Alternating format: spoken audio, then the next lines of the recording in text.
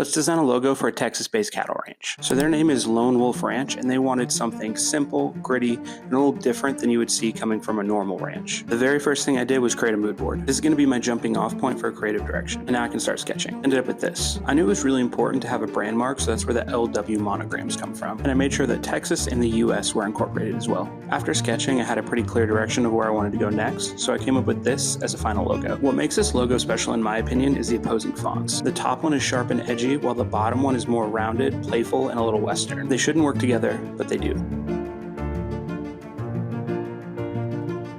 Let me know what you think in the comments.